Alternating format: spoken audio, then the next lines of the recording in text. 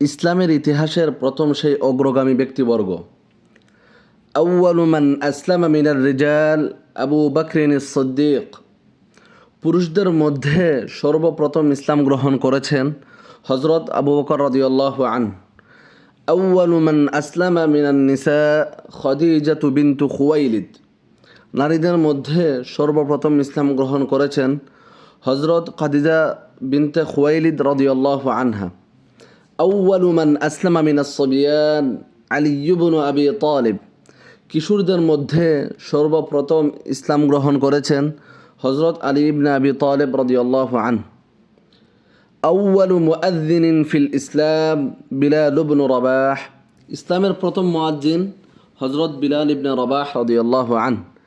আউয়ালু মান সাল্লা সাইফান ফি সাবিলিল্লাহ আয-যুবাইর ইবনুল আওয়াম।